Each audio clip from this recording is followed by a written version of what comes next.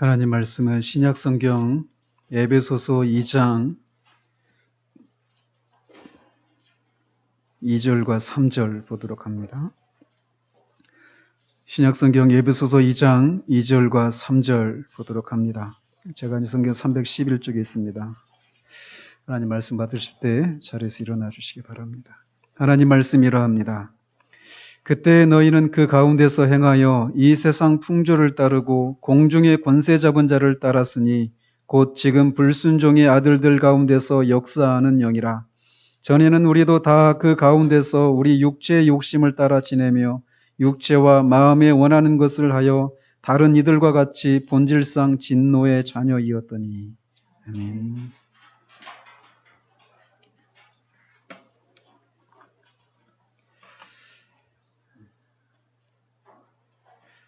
지난주에는 소리문답 16문, 17문, 18문답을 통해서 아담 안에서 모든 인간이 그 아담의 죄에 동참했고 그 결과 원의를 상실하고 원죄로 인한 오염 상태에 처하게 되었다는 사실에 대해서 살펴보았습니다.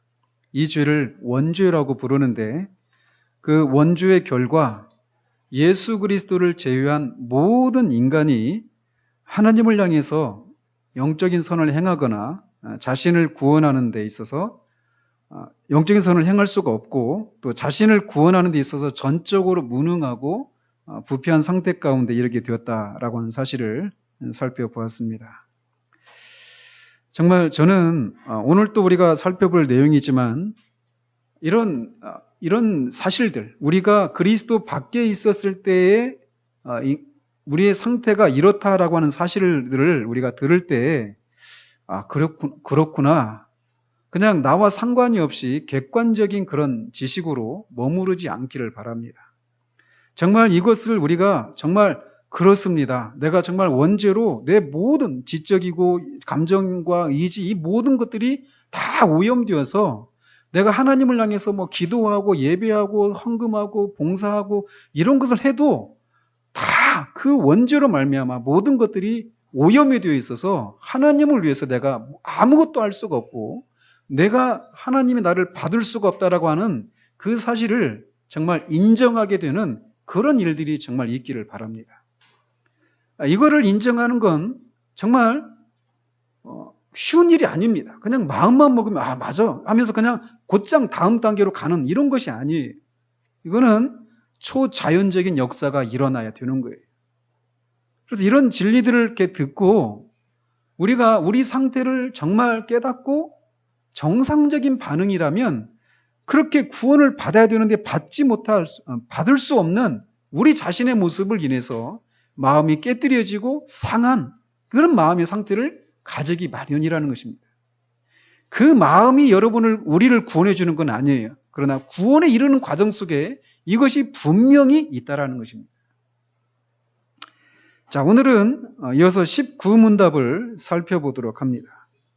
주부에 보시면 타락한 상태의 인간의 비참이 무엇인가 이렇게 묻고 타락으로 인하여 모든 인류는 하나님과의 교제가 단절되고 그의 진노와 저주 아래 놓이게 되었으며 이 생에서 온갖 비참함과 죽음과 영원한 지옥의 고통을 받아야만 한다라고 답을 하고 있습니다. 네 가지죠. 5가지죠. 하나님과의 교제가 단절되었다. 그리고 하나님의 진노와 저주 아래에 있게 되었다. 그 다음에 이 땅을 사는 동안 온갖 종류의 비참함을 겪게 되었고 죽음을 경험하게 되고 마지막으로 영원한 지옥의 형벌을 받게 된다. 이 5가지 사실이 모든 죄인이 처한 그런 상태라고 얘기를 하고 있습니다. 그 각각을 우리가 잠시 살펴보면 먼저 이 죄로 인해서 모든 인류가 하나님과의 교제가 단절되었다라고 먼저 얘기를 하고 있습니다. 우리 인류의 시조들이 타락하기 전에 그들은 최고 선이신 하나님을 알고 그분을 사랑하고 그분의 뜻을 행하기를 즐거워했던 상태였습니다. 그들은 그 하나님과 사귀면서 그 사귐 속에서 자신이 살아있다라고 하는 것을 알았고 그분과의 교제를 통해서 최고의 행복을 누리며 살았습니다. 그들에게 있어서 하나님은 두려움의 대상이 아니었고 경배와 사랑의 대상이었습니다. 하나님도 마찬가지로 그들을 향해서 사랑과 호의로 대하셨습니다. 그러니까 이 타락하기 전에 인간의 상태가 이렇다라는 것을 안다면 우리의 심령을 보면 알아요. 우리가 하나님을 싫어하고 미워하고 이런 상태 가운데 있다라면 하나님과의 교제가 끊어진 결과라고 하는 것을 알게 된다라는 것이죠. 어쨌든 이렇게 타락하기 전에 이 인류의 시조들의 상태는 그런 상태였지만 타락의 결과 아담과 하와뿐만 아니라 그 안에 있었던 모든 인간이 하나님과의 교제를 상실하고 그분을 두려워하게 되었습니다. 그래서 그 선악을 알게 하는 과실을 따먹은 그날 이 아담과 하와가 어떻게 했느냐고 말하고 있냐면 여호와 하나님의 소리를 듣고 아담과 그의 아내가 여호와 하나님의 낯을 피하여 동산 나무 사이에 숨었다라고 말을 하고 있습니다. 이 선악을 알게 하는 나무의 그 열매를 따먹기 전까지 그들에게 있어서 하나님은 두려움의 대상이 아니었어요. 사랑의 대상이었습니다. 그 하나님을 즐거워했어요. 그런데 그 타락을 하고 나니까 하나님과의 그런 사랑의 교제가 끊어지고 더 이상 하나님을 사랑하고 경배할 수 없는 그런 상태로 떨어지게 되었다는 것입니다. 그 결과 그들은 에덴 동산에서 쫓겨납니다. 그들이 에덴 동산에서 쫓겨났다라고 하는 것은 하나님이 그들을 더 이상 사랑과 호의로 대하지 않으신다라고 하는 것을 상징적으로 보여주는 사건입니다. 사도 바울은 이 상태에 대해서 그때 너희는 그리스도 밖에 있었고 세상에서 소망이 없고 하나님도 없는 자였다라고 말을 하고 있습니다. 하나님과의 교제가 끊어졌어요. 더 이상 자신의 삶에 하나님이 가장 우선순위가 되지 못하고 하나님이 계시고 그 하나님을 위해서 살고 하나님을 즐거워하는 그런 삶에서 돌이켜서 정반대의 삶을 살게 되었다라는 겁니다. 그리고 그러는 동안에 세상에서 소망이 없다라고 사도는 얘기하고 있어요. 그 결과 인간의 삶에 공허함이 찾아오기 시작을 합니다. 어거스틴이 말하듯이 하나님은 우리 인간을 하나님을 위해서 창조하셨어요. 그래서 우리 인간이 그 하나님의 품에 안기기 전까지는 우리 안에 참된 만족이 없습니다. 타락하기 전에 아담과 하와는 그 하나님 안에서 그런 참된 만족을 누리며 살았어요.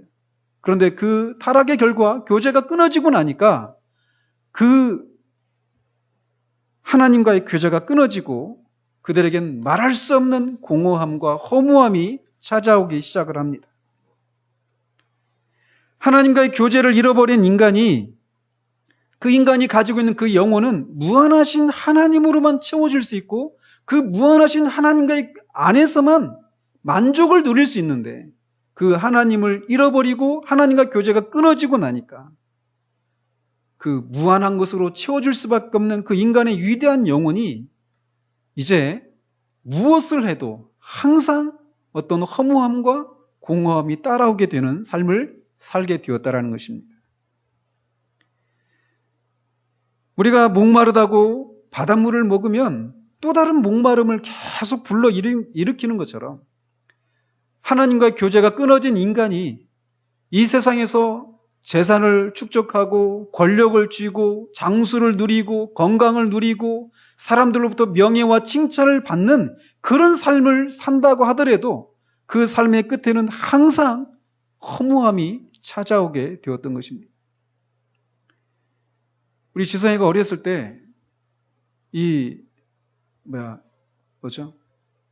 그 소파에 앉아가지고 누워가지고 저녁 먹고 누워서 있더니 빨리 아침이 됐으면 좋겠대요. 왜? 아침 되면 밥 먹을 수 있잖아. 그러더라고요. 밥을 먹으면 만족해요. 그러나 더 살다 보면 밥 먹는 것으로 만족이 되지 못한다는 것을 알아요. 가난한 사람이면 부자가 되면 만족을 누릴 줄 알고 부자 되기를 위해서 애를 씁니다. 그러나 부자가 되어도 그 안에 허무함이 있어요. 관계가 어려운 사람들이 있습니다. 사람들과의 관계가. 그 관계가 회복되면 더 이상 내가 바랄 것이 없고 나는 정말 최고의 행복을 누릴 거다.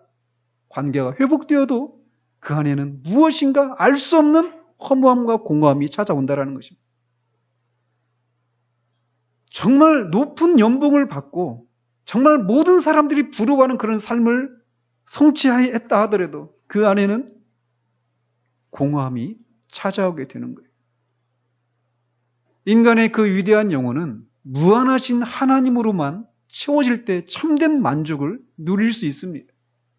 그런데 타락으로 말미암아 그 하나님과의 교제가 끊어지고 더 이상 하나님이 아닌 다른 것으로 그 영혼을 만족시키려고 하는 동안에 인간의 삶은 늘 공허하고 허무하게 짝이 없는 삶을 살게 되었다는 것입니다.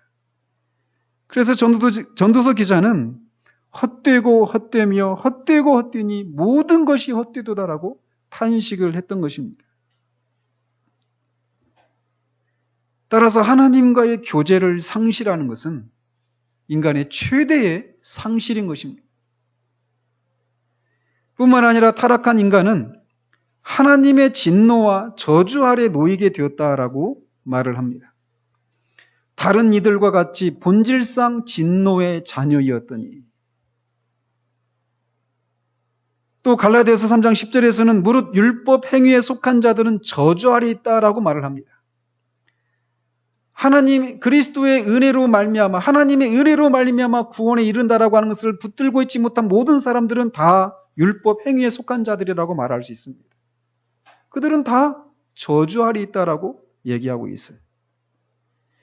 한때는 하나님이 그들의 친구였지만 죄가 하나님과의 우정을 파괴해버렸고 그 결과 한때는 하나님이 그들을 미소 띈 얼굴로 바라보았지만 이제는 분노하시게 되었다는 것입니다. 본질상 진노의 자녀가 되고 말았다는 거예요. 진노라고 하는 것을 상속할 수밖에 없는, 그가 기대할 수 있는 것은 오직 진노뿐이라는 것입니다. 따라서 죄를 범한 인생이 기대할 것은 오직 심판뿐입니다. 우리가 에스더서를 살펴보았지만 하만이라고 하는 사람이 그 아하수에로 왕의 아하수에로 왕이 분노하잖아요. 그리고 막 화가 나가지고 잠시 자리를 비우고 이 하만만 그 잔치 자리에 남게 되었는데 그가 얼마나 두려웠을까요? 그 대제국의 왕, 자기 마음이면 자기 마음대로 사람을 죽이고 살릴 수 있는 그런 권력을 쥐고 있는 그 왕의 분노를 사고 있다라고 하는 것을 깨달았던 하만이 얼마나 두려웠겠는가라는 거죠. 그러나 하나님의 진노에 비하면 그것은 아주 작은 분노에 불과합니다. 시편 기자는 누가 주의 노여움의 능력을 알리까라고 말을 합니다. 왜냐하면 하나님의 진노는 무한하고 지극히 무서운 것이기 때문에 그렇습니다. 하나님의 진노는 우리들의 경우처럼 한때 막 끓어오르다가 시간이 지나면 사그라지는 그런 감정이, 일시적인 감정이 아닙니다. 그것은 죄를 혐오하고 벌하고자 하시는 그분의 거룩한 의지의 행위예요. 따라서 그 죄에 대한 형벌을 다 그 진노의 대상이 받기 전까지는 그 진노가 누그러뜨려지지 않는 그런 진노입니다. 그렇기 때문에 히브리서 기자는 살아계신 하나님의 손에 빠져들어가는 것이 무서울진저라고 말을 했던 것입니다. 또한 우리가 진노의 자녀인 동안에는 우리는 약속과 아무런 상관이 없는 사람들이라고 사도가 에베소서 2장 12절에서 얘기를 하고 있습니다. 약속의 언약들에 대해서는 외인이요라고 말합니다. 따라서 하나님을 떠난 자연인이 회심하기 전에 있는 모든 사람이 기대할 것은 오직 무서운 마음으로 심판을 기다리는 것뿐이라고 얘기를 하고 있습니다. 회심하기 전에 모든 인간이 이런 상태 가운데 있습니다. 이런 상태 가운데 있는 삶은 마치 이런 것과 똑같아요. 이 다모클레스라고 하는 왕이 있었는데 그 사람에게 어떤 사람이 왕의 지위는 어떤 것을 의미합니까? 이렇게 물으니까 왕의 지위는 이런 거다 이렇게 설명을 했다라고 합니다. 즉 이 천정에 아주 가느다란 실에 이 칼이 거꾸로 매달려 있는 거예요. 그래서 그 아래에서 살아가는 것, 그 아래에서 음식을 먹는 것과 같다라고 얘기를 하는 거예요.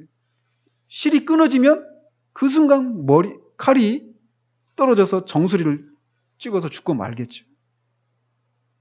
하나님의 진노 아래에 있는 사람의 상태가 바로 그런 것이라는 거예요. 그런데 하나님의 성령께서 우리가 그런 상태 가운데 있다라고 하는 것을 알게 하기 전까지는 우리는 아무 염려, 근심, 걱정이 없이 그냥 먹고 마십니다. 그러나 하나님의 성령께서 우리가 회심할 때 우리가 이런 상태 가운데 있다라고 하는 것을 알게 하시죠. 사람마다 다 다른 과정을 겪지만 저는 개인적으로 이렇게 회심하는 그런 과정 가운데 잠을 자는 것이 두려웠습니다. 잠을 자고 깨어났을 때 내가 원하지 않는 곳에 떨어지면 어떻게 될 것인가? 내가 하나님의 진노 아래 있구나. 그래서 나는 하나님의 심판을 받을 수밖에 없는 존재구나. 내가 정말 지옥에 떨어져야 될 존재구나. 이 사실을 깨닫게 되었을 때 저는 잠을 잘 수가 없었어요. 네 영혼을 위해서 정말 네 영혼이 구원받았는지 정말 정직하게 하나님 앞에 근심하고 정말 정직하게 돌아봐라. 열심을 내라. 누가 말해주지 않았지만 저는 내 영혼의 구원의 문제를 위해서 누구도 알려주지 않았지만 누구도 시키지 않았지만 잠을 못 자면서 하나님 앞에 구했습니다. 우리가 지금 다 그런 상태 가운데 있다라는 거예요. 회심하기 전에 모든 인간이 언제 그 하나님의 심판의 칼이 우리의 삶을 쪼갤지 모릅니다. 우리가 그것을 인식하고 있지 못할 뿐이지 그것이 모든 회심하기 전에 죄인의 비참한 상태라고 성경은 얘기하고 있습니다. 이렇게 타락한 인간은 하나님의 진노와 저주 아래 놓여 있습니다. 또 세 번째로 이 생에서 우리가 살고 있는 이 땅에서의 모든 삶 가운데서 모든 비참함을 온갖 종류의 비참함을 겪게 된다는 것입니다. 그래서 욥은 인생은 고난을 위하여 났다라고 말을 합니다. 이 사실은 단지 그리스도인만이 아니라 불자를 포함한 모든 사람들이 인생은 정말 고해와 같다라고 말을 합니다. 갓 태어난 아이 때부터 죽음을 맞이하는 그 모든 인생의 여정 가운데서 사람들마다 그 종류는 다르지만 이 땅에서 다양한 고난을 겪게 됩니다. 타락하기 전에는 이런 것이 없었어요. 그러나 타락하고 나자, 죄가 이 세상에 들어오고 나자 이렇게 죄 아래 있는 모든 인간이 이 생에서 모든 비참함을 겪게 되었다는 것입니다. 인생이 이 생에서 겪는 고난은 외적인 것과 내적이고 영적인 것으로 구분할 수 있습니다. 외적인 것이라고 하는 것을 또 다시 공개적이고 일반적인 것으로 또 분류할 수 있어요. 이를테면 전염병, 기근, 전쟁 이런 거죠. 이거는 개인이 개별적으로 겪는 것이 아니라 그것을 겪게 되는 연루되어 있는 모든 사람들이 공개적이고 일반적으로 겪게 되는 재앙이란 말이죠. 지금도 그런데 90년대인가요? 소말리아에서 막 아프리카에 그 대기근이 막 일어났을 때 못 먹고 막 그러니까 그 어떤 사진이 정말 뇌리에 지금도 박혀 있어요. 어떤 어린 아이가 다 굶어가지고 빼싹 마르고 배는 이렇게 튀어나와 있어요. 겨우 쪼그려 앉아 있는데 한 몇 미터 뒤에 독수리가 기다리고 있어요. 그 아이가 죽기를 기다리고 있는 거죠. 그런 참상이 죄의 결과 일어나게 되었다라는 거예요. 지금 시리아에서도 내전 중인데 우리가 그 6.25 전쟁 겪었던 것처럼 그들도 그 내전 중이에요. 전쟁이 있기 전에 그 아이가 생일을 맞았을 때 온 가족들이 막 축하하고 아이 얼굴도 막 굉장히 밝았어요. 전쟁을 겪고 1년 뒤에 그 아이의 얼굴에 웃음이 싹 사라졌습니다. 그런 전쟁, 기근, 전염병 이런 것을 인간이 겪게 되었다라는 거예요. 또 개인적이고 특수한 재앙도 겪게 되었습니다. 이를테면 각종 질병과 가난과 인간관계 속에서 겪게 되는 모든 종류의 그런 고통들을 말합니다. 그래서 어떤 사람들은 자기들이 정말 다시 이 땅의 삶을 산다면 난 더 이상 살고 싶지 않다. 너무 고통스럽다. 이렇게 얘기하는 사람들이 있어요. 왜냐하면 그들의 인생은 고난의 연속이었기 때문에 그렇습니다. 그래서 그들에게 장수하는 것은 그냥 긴 고통에 불과합니다. 우리는 악인이 형통하고 불의를 행했는데도 승승장구하는 그런 모습을, 뒤틀린 모습을 보게 됩니다. 그것을 보면서 우리는 고통을 받죠. 이런 것도 다 이 생에서 외적인 그런 비참함을 겪는 것 중에 하나입니다. 또 이 생에서 겪는 비참함 중에 내적이고 영적인 비참함이라고 하는 것이 있어요. 그 첫 번째로는 모든 인간이 사탄의 지배를 받게 되었다라는 것입니다. 회심하기 전에 죄인은 사탄의 지배 아래 놓여 있습니다. 오늘 우리가 읽었던 본문에서 공중의 권세 잡은 자가 지배를 하고 있다라는 거예요. 누구 위에? 불순종의 아들들 위에. 즉 믿지 않는 모든 사람들 위에 사탄이 그들을 지배하고 있다라는 것입니다. 나는 귀신 들린 건 아닌데요. 난 귀신 본 적도 없는데요. 그렇습니다. 사탄이 우리 죄인들을 지배하는 방식은 그렇게 귀신이 들리게 하는 그런 방식으로도 지배하지만 보이지 않는 방식으로 이 세상에 있는 것을 가지고도 우리를 지배한다라는 것이 성경의 얘기예요. 사탄은 인간의 지성을 지배해서 하나님께 속한 것들을 분별하지 못하도록 합니다. 고린도후서 4장 4절에 이 세상의 신이 즉 사탄이 믿지 아니하는 자들의 마음을 혼미하게 하여 그리스도의 영광의 복음의 광채가 비치지 못하게 함이니.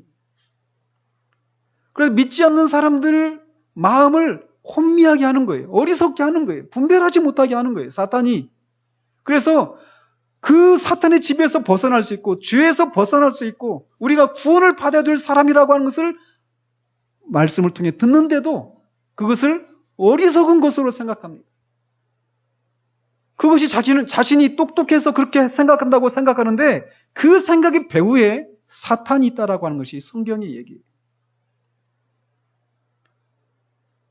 우리는 사탄이 나를 지배하고 있다라고 하는 것을 사탄의 지배에서 해방되기 전까지는 잘 모릅니다.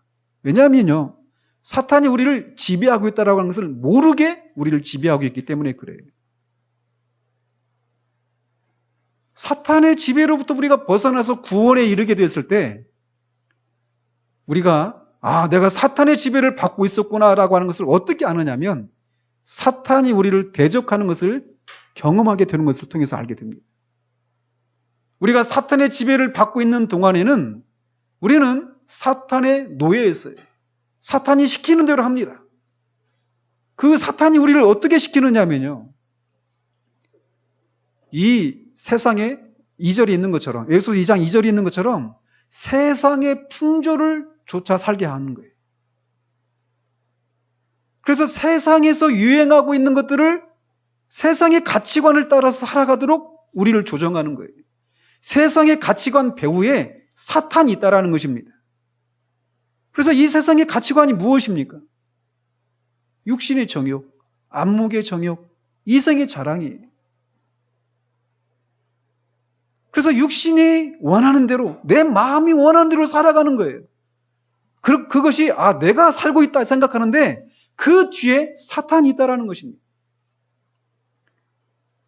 안목의 정욕, 눈에 보기 좋은 것, 좋은 외모, 몸매, 좋은 옷, 눈에 보기에 좋은 것들, 이것을 쫓아가는 것이 안목의 정욕이에요.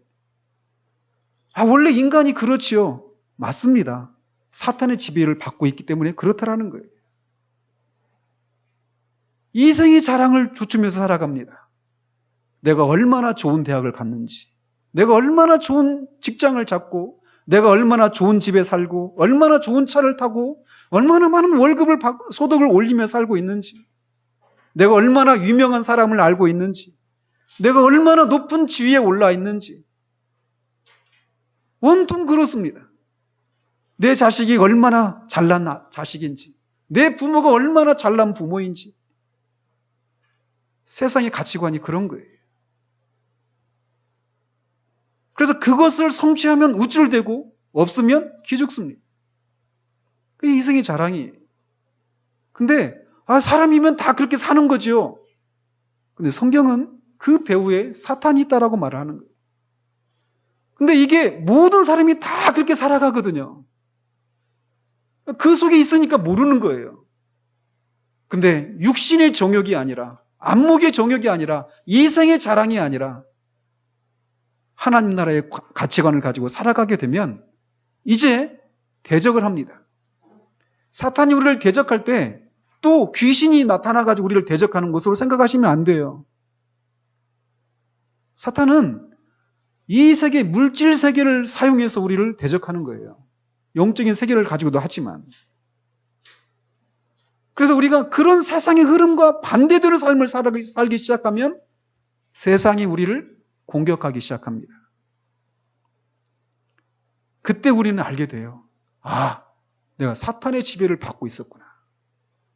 사탄은 우리를 그렇게 지배해서 결국 우리를 파멸로 인도합니다. 우리가 그걸 모르고 있을 뿐이에요. 내가 이렇게 이 세상에서 내가 원하는 대로 살고 성취하고 그런 행복을 누리며 내가 만족하며 살고 있구나 생각하는데 그 길이 지옥을 향해 있다라는 것이죠. 모든 인간이 그렇게 사탄의 지배를 받고 있다라는 것입니다. 또 그들의 마음이 맹목적인 분별력과 사악한 감정에 사로잡혀 있습니다. 하나님이 오늘까지 그들에게 혼미한 심령과 보지 못할 눈과 듣지 못할 귀를 주셨다. 그래서 마땅히 분별할 것들을 분별하지 못해요. 그 마음이 무감각합니다. 그래서 그 마음에 하나님 두기를 싫어해요. 그냥 하나님이 싫은 거예요. 분노가 치밀어 오릅니다. 그 이스라엘의 그 회복이라고 하는 그 다큐 영화 있었잖아요. 거기서 그 자매가 그런 얘기 하잖아요. 누가 나타나서 예수님에 대해서 얘기하니까 내가 메시아를 만났다. 예수님이 메시아다. 이런 얘기를 듣는 순간 예수님에 대해서 알지도 못했는데 자기 마음에 막 분노가 치밀어 오르더라는 거죠. 왜 하나님에 대한 얘기를 들으면 그런 분노가 치밀어 오를까요? 그게 인간이 지금 죄로 인해서 비참한 상태 가운데 있기 때문에 그렇다는 거예요. 마음이 분별을 못합니다. 혼미해져 있어요. 또 마음이 완악하고 양심이 마비되고 무감각의 지배를 받게 되었습니다. 그래서 이 막 하나님을 향해서 적대하는 그런 미워하는 마음, 그래서 하나님을 사랑하는 사람도 미워하죠. 근데 그 마음이 싫은데도 계속 그 마음을 유지하고 있어요. 강팍하게, 완악하게.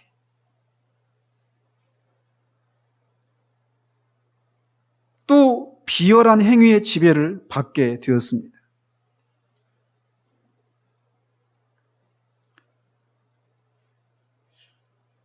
또 그 마음이 미혹에 사로잡히고 저주받을 그런 거짓을 믿게 되었다라는 것입니다.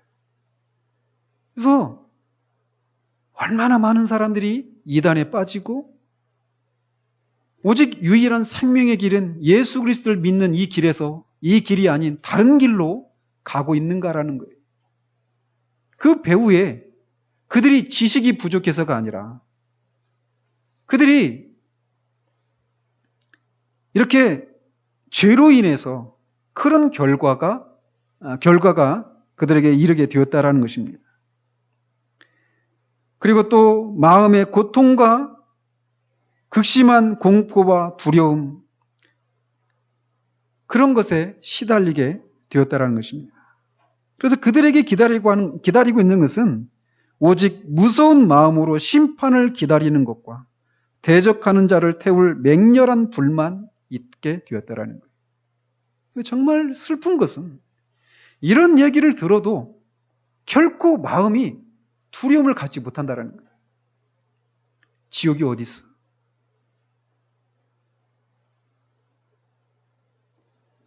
그렇게 사람이 무감각에 빠지게 되었다는 거예요. 그것이 이 생에서 인간들이 겪게 되는 비참함입니다. 회심하기 전에 모든 인간이 다 이런 상태였어요. 그러니까 구원을 받는다라고 하는 것은 이런 상태에서 건짐을 받고 정반대의 진영으로 넘어가는 거예요. 그래서 그리스도인은 전에는 내가 이런 사람이었지만 이제는 나는 이런 사람이다라고 말할 수 있는 사람이에요. 전에는이라고 하는 시점과 이제는이라고 하는 이런 구분이 있는 사람이에요. 그게 바로 그리스도인이에요. 그게 구원받은 사람이에요.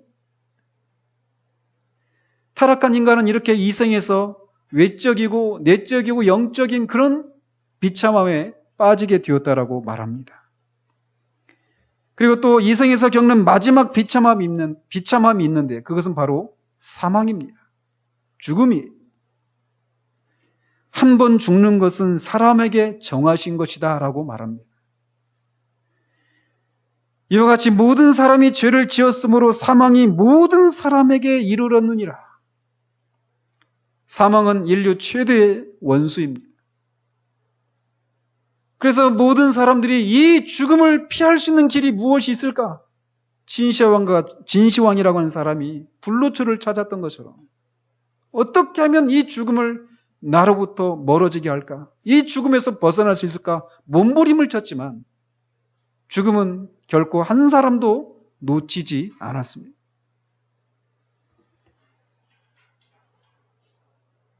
모든 사람이 죽는 것은 죄의 결과예요. 그러나 믿는 신자들에게는 죽음은 형벌이 아닙니다. 비참함이 아니에요. 신자에게 있어서 죽음은 비참함이 아니라 그리스도와 하나님과 영원히 함께 그런 친교를 누릴 수 있는 그 영원한 세계로의 들어감입니다. 죽음은 두려움이 아니에요.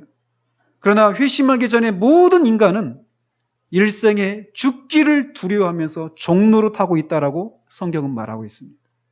어떻게 하면 내가 죽음을 연장할 수 있을까?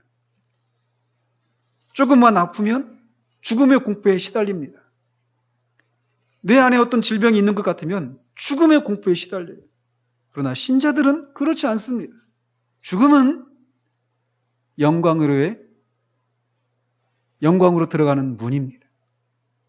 그러나 모든 인간은 이 죽음의 비참함을 겪어야만 한다는 것입니다.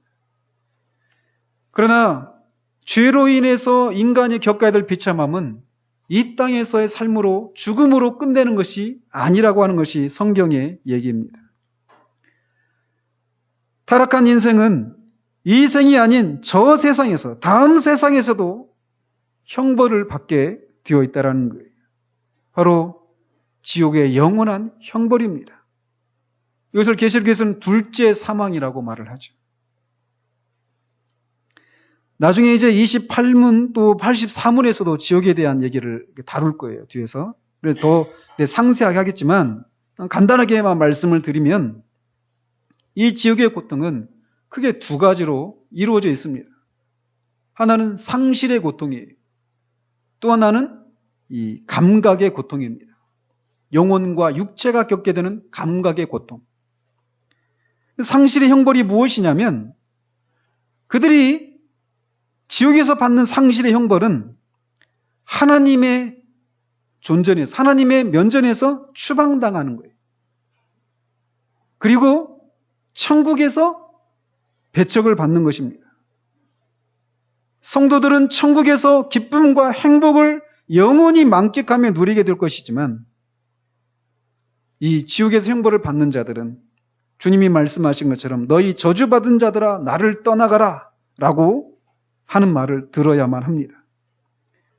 그래서 바깥 어두운 데서 이를 갈며 슬피 우는 그런 것을 겪어야 돼요. 상실을 겪는 거죠. 하나님의 사랑, 하나님이 믿는 자들에게 주시는 그 신령한 그 모든 복을, 기쁨을 그들은 상실하게 되는 것입니다. 또 그들은 지옥에서 감각의 형벌을 받는데, 감각의 형벌은 영혼과 육신 모두에게 임합니다. 우리가 알다시피 우리가 예수님이 재림하시면, 다시 오시면 우리가 육체의 부활을 합니다. 믿는 자들은 생명의 부활로, 믿지 않는 자들은 사망의 부활로 부활을 합니다. 믿지 않는 사람들도 부활을 합니다. 그래서 영원토록 지옥의 그 형벌을 받을 수 있는 그 저주의 몸을 입게 돼요.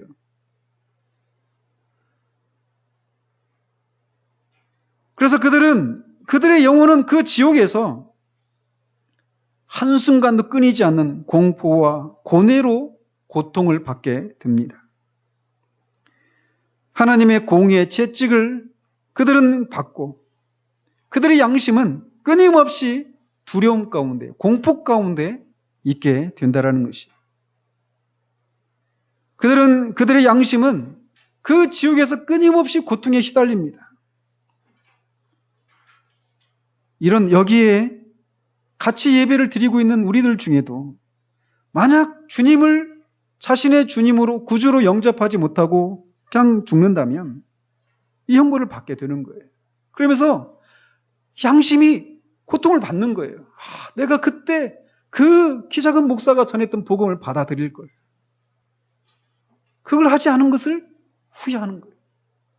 우리 엄마가, 우리 아빠가, 우리 언니가, 누나가, 누군가가 나한테 복음을 전했을 때 내가 그거를 무시하지 않고 받아들였을 걸. 그 양심이 끊임없이 채찍질을 합니다. 가책을 합니다. 그러나 밀턴이 신라곤에서 말하는 것처럼 지옥의 입구에, 문 입구에 소망을 내려놓을 것, 이렇게 써 있다고 그러잖아요. 그들에게는 소망이 없습니다. 그들은 영원토록 그런 고통을 겪어야 돼요.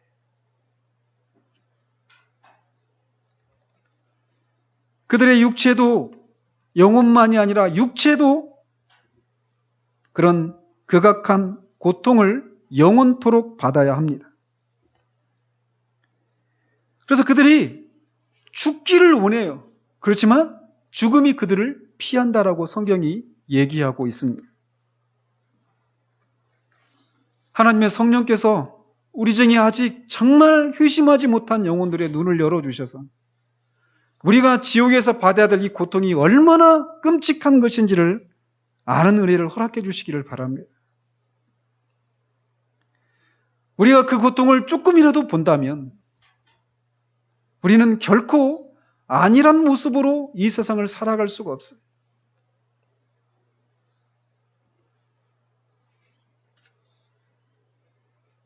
사람들이 죽기를 구하여도 얻지 못한다라고 성경은 기록하고 있습니다.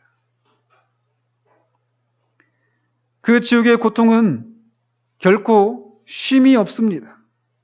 한 100만 년, 200만 년 이렇게 고통을 받으면 하나님이 불쌍히 여기셔서 그들을 건져주시는 그런 두 번째 기회는 없어요. 로마 가톨릭에서 말하는 것처럼 그런 연옥 같은 그런 곳이 아닌 것이죠. 그 고난의 연기가 세세토록 올라가리로다. 그들은 누구든지 밤낮 쉼을 얻지 못하리라라고 성경이 말하고 있습니다.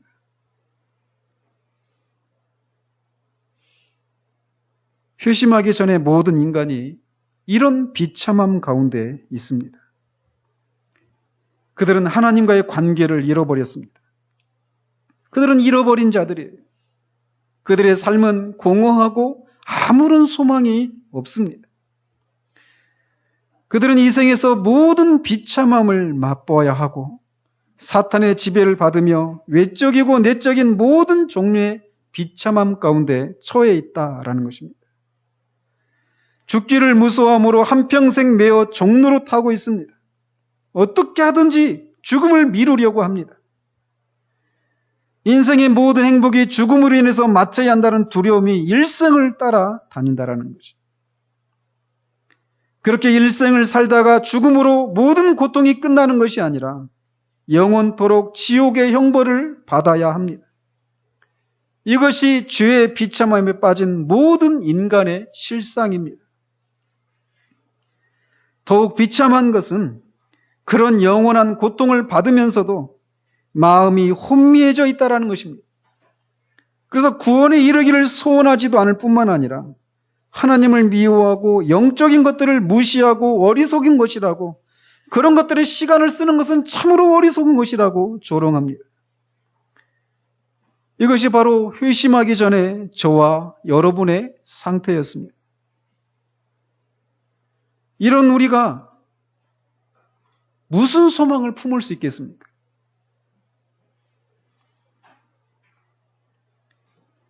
우리에게는 구원에 대한 가능성이 전혀 없습니다. 우리들이 기대할 것은 오직 심판뿐입니다. 하나님께서 죄를 범하는 인간들을 이렇게 심판을 행하시는 것은 그분의 사랑에 전혀 저촉이 되지 않는 공의로운 행위이십니다. 그게 바로 우리들의 상태였어요. 우리들 중에 아직 예수 그리스도를 자신의 구주로 영접하지 못한 사람들, 하나님의 성령께서 여러분의 눈을 열어주시기를 바랍니다. 정말 여러분이 우리의 상태를 안다면 우리에게는 지난주에도 말씀드린 것처럼 상한 심령이라고 하는 것이 생겨나기 마련이에요. 정말 여러분이 상한 심령이 있는지 보십시오. 구원을 받는다라고 하는 것은 이런 상태에서 구원을 받는 것입니다. 원죄의 오염으로부터, 원죄의 죄책으로부터, 모든 죄에 대한 책임으로부터, 그리고 이 비참함으로부터, 지옥의 형벌로부터, 하나님과의 교제가 끊어져서 생겨나는 그 공허함으로부터, 그 허무함으로부터 구원을 받는 거예요. 구원을 받는 것은 단지 이 세상에서 내가 어떤 어려운 형편 가운데 있는데 그것을 하나님의 도우심을 힘입어서 내가 어떤 그 어려움을 극복하는 이런 정도의 것이 아니에요. 예수님의 이름이 저희 백성을 저들의 죄로부터 구원할 자입니다. 그런 구원자예요. 죄로부터 구원하는 자입니다. 그러니 내가 죄인이라고 하는 사실을 깨닫지 못하고 그 사실로 인해서 상한 심령이 무엇인지 알지 못하는 사람이 나 예수님 믿어요, 나 구원받았어요 말하는 것이 과연 성경적일까요? 그렇지 않습니다. 정말 우리는 아무런 소망이 없는 사람이에요. 우리가 기대할 것은 심판뿐입니다. 하나님의 성령께서 여러분의 눈을 열어주시면 이것이 무엇인지를 알게 돼요. 결코 여러분의 영혼의 문제를 뒤로 미룰 수가 없는 상태 가운데 있다는 것을 압니다. 언제 하나님의 그 심판의 그 칼날이 달려있는 그 실을 끊어버릴지 모릅니다. 그것을 보는 순간 누가 가르쳐주지 않아도 어떻게 하면 내가 구원받을 수 있느냐라고 하는 이 절박함이 생겨나요.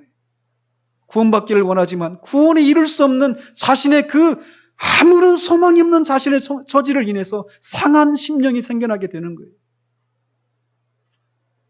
애통해 합니다. 의에 줄이고 목말라 합니다. 심령이 가난해져요. 그런 자들이 복 있는 자입니다. 만약 여러분이 맞습니다, 목사님. 제가 이런 사람입니다. 어떻게 해야 될까요? 여러분이 할 수 있는 길은 오직 한 가지밖에 없습니다. 예수 그리스도를 믿으십시오. 예수 그리스도께서 그의 죽으심을 통해서 우리가 받아야 될 그 형벌을 대신 받으셨습니다. 우리가 지옥에서 받아야 될 그 영원한 형벌을 예수님이 그 신이시면서 사람이신 그 예수 그리스도께서 십자가에서 영단번에 우리의 모든 과거와 현재와 미래의 그 모든 죄를 죄에 대한 값을 치르셨습니다. 우리가 버림을 받아야 되는데 주님이 버림을 받으셨어요. 엘리 엘리 라마 사박다니. 그분이 그렇게 죽음으로 끝났습니다. 근데 죽으시면서 주님이 말씀하시는 거예요. 다 이루었다라고. 무엇을 이루었습니까? 당신의 백성들을 죄로부터 구원하기 필요한 모든 것을 이루신 거예요. 하나님의 진노를 다 받으셨습니다. 하나님도 만족을 시키셨어요. 그래서 그 예수님이 바로 여러분의 죄를 위해서 구원받았다라고 하는 것을 믿는 순간 여러분은 죄의 사함뿐만 아니라 새로운 생명이 여러분 안에 역사하고 있는 것을 보게 됩니다. 여러분이 보았던 이 세상이 달리 보이기 시작할 거예요. 끊임없이 생겨났었던 그 공허함과 허무함이 사라지고 기쁨이 생겨나는 것을 보게 될 것입니다. 예수 그리스도를 믿으십시오. 그 길만이 우리가 이 죄로부터, 사탄의 지배로부터, 이 사망의 지배로부터 벗어날 수 있는 유일한 탈출구입니다.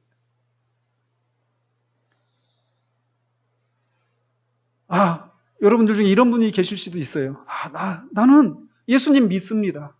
난 그래서 구원 받았습니다. 이렇게 말하는 분이 계실지 모르겠어요. 그렇다면 여러분에게 또 묻고 싶습니다.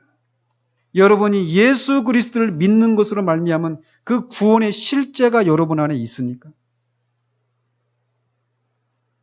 여러분이 어떤 신앙 고백을 하느냐가 중요한 것이 아니라 바른 신앙 고백을 해야죠. 분명히. 그러나 그 신앙 고백과 일치하는 그런 어떤 실체가 있느냐라는 거예요.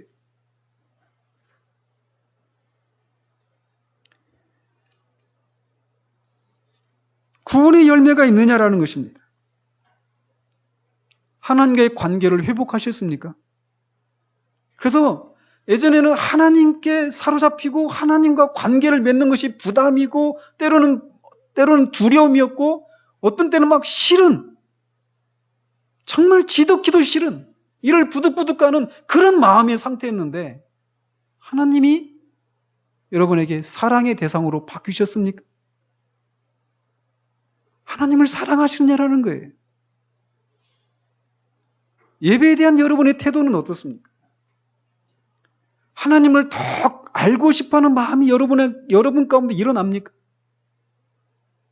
지금은 아니지만 그래도 그게 있었던 적이 있었습니다라고 말할 수 있습니까? 교회를 향한 여러분의 마음의 태도는 어떻습니까? 칼빈과 키프리아누스라고 하는 교부가 이렇게 얘기해요.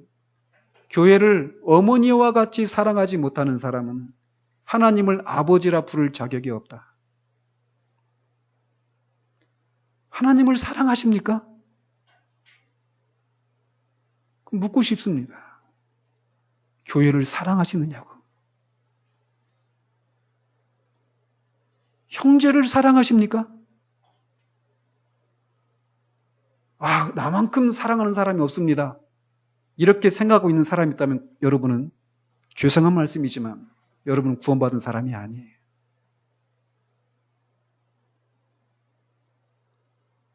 정말 우리 주님이 얼마나 산상수훈에서, 팔복에서 특별히 구원받은 사람들의 그 하나님의 백성들의 특징을 얼마나 잘 묘사해 놓은지 몰라요.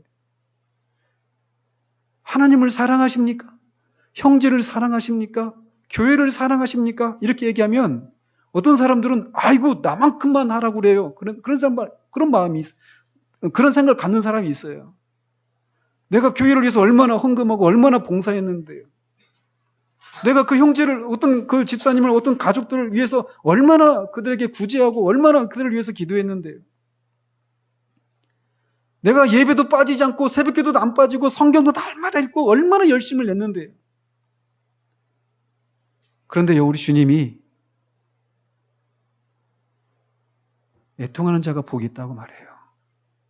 의에 줄이고 목마른 자가 복이 있다고 말해요. 그래서 정말 구원받은 사람들은 자신이 하나님을 사랑하는 데 부족한 것 때문에 애통해 합니다. 자신이 교회를 정말 피로 사신 이 하나님의 교회를 향한 사랑이 없는 것 때문에 고통스러워해요. 형제를 사랑해야 되는데 사랑하지 못하는 자신의 그런 모습을 인해서 고통합니다. 말할 수 없는 아이러니죠. 이게 있는지 보시라는 거예요.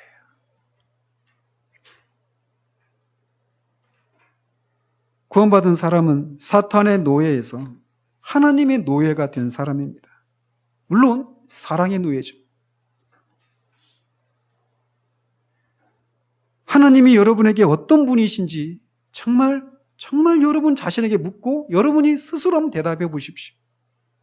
하나님이 이거 해라, 이거 하지 말아라 이렇게 명령하시고 했을 때는 칭찬해 주시고 못했을 때는 벌을 내리시는, 그래서 하나님의 뜻대로 내가 살아야 되는데 이런 생각만 가지게 되는 관계인지, 아니면 정말 하나님을 사랑하는 그런 관계인지.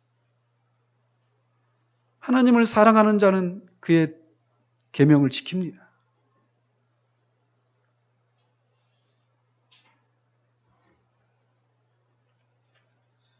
정말 자신이 이렇게 죄와 사망과 사탄의 노예로부터 건짐을 받았다라고 하는 사람이 어떤 모습을 보이는지를 데이빗 브레이너드가 그 일기 속에서 이렇게 얘기하고 있어요. 어떤 인디언이 회심을 했어요. 얼마나 그 삶의 변화가 일어나고 하나님을 향해서 어떤 그런 변화가 일어났는지, 얼마나 많은 열심을, 그런 기쁨과 그런 열심을 갖고 있는지 지켜봤던 어떤 이 무심한 백인이 독일 사람이라고 생각하는데, 아무튼 어떤 백인이 그렇게 물었다라는 거예요. 그 인디언한테. 도대체 왜 이렇게, 자기는 그리스도인이라고 하는 그 명목상의 그런 타이틀을 갖고 있지만 그 인디언, 그 무지막지한 인디언, 백인들의 관점에서 볼 때 그 사람이 갖고 있는 그런 열심이 없거든요. 그런 기쁨이 없어요. 도대체 뭐냐?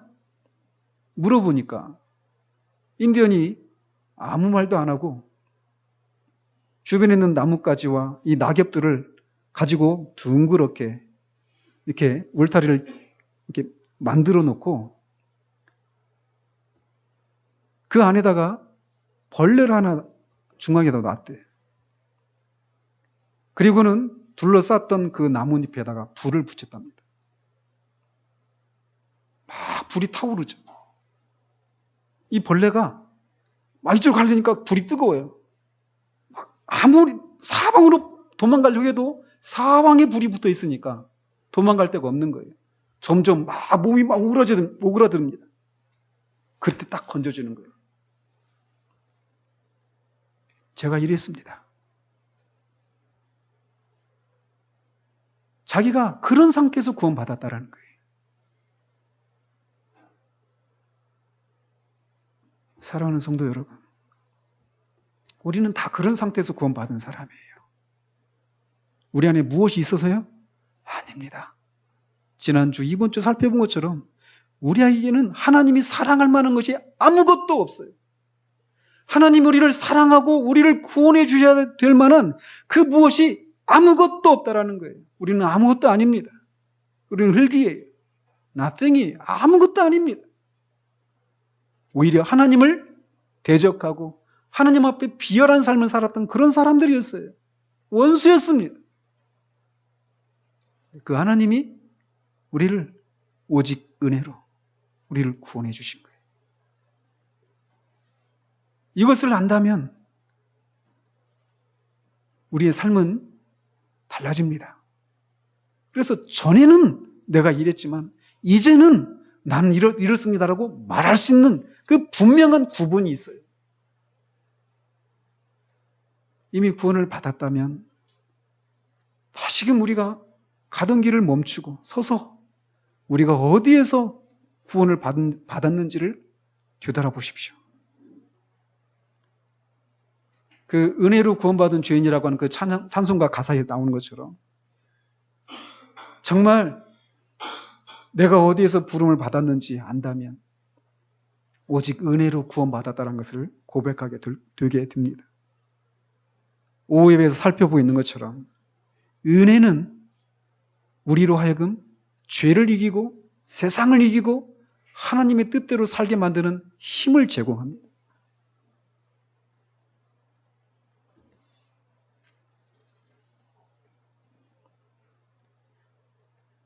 다시금 우리가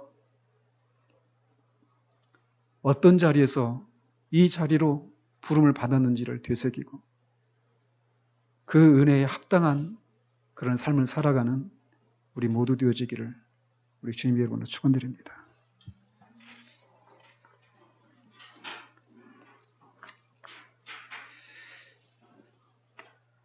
하나님 아버지, 하나님을 우리의 입술을 열어 하나님이라고 부르는 것조차도 하나님의 거룩하심을 훼손하는 일임을 주님께 고백을 드립니다. 죄가 우리의 모든 것을 오염시켰기 때문에 우리의 모든 행위들이 하나님이 받으실 수 없는 역겹고 구역질나는 그런 것들 뿐임을 주님께 고백을 드립니다. 그런 우리를 오직 은혜로 사랑으로 우리를 구원해 주신 하나님의 사랑을 아는 우리 모두 될 수 있도록 주님 도우시기를 원합니다. 우리 중 아직 예수 그리스도를 자신의 구주로 영접하지 못한 사람들,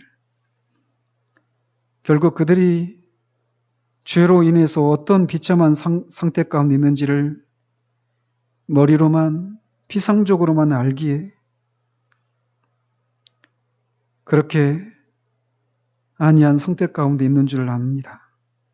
하나님, 저들의 눈을 열어주셔서 정말 저들이 어떤 비참한 가운데 있는지, 얼마나 절박한 상황 가운데 있는지를, 얼마나 소망이 없는 상태 가운데 있는지를 정말 깨닫게 하셔서 하나님의 뜻대로 근심하게 하시고 예수 그리스도를 정말 붙잡는 일들이 일어날 수 있도록 주님 도우시옵소서. 또 이미 그런 그리스도를 믿음으로 구원에 이른 죄의 자녀들을 하나님 아버지 다시금 저들의 마음을 새롭게 해주셔서 우리가 어디에서 구원을 받은 사람들인지를 알게 하시고 우리 안에 부유해진 마음들을 참으로 깨뜨리시고 정말 그 구원에 합당한 모습으로 우리의 삶을 살아가는 그런 일들이 있을 수 있도록 주님 역사해 주시기를 원합니다. 정말 우리가 아무런 선한 것이 없고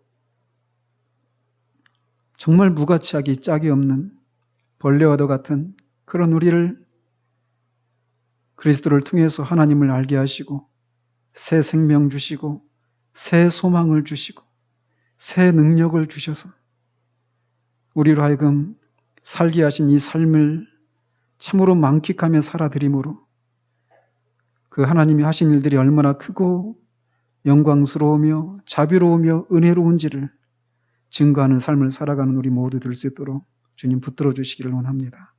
예수 그리스도 이름으로 기도합니다. 아멘.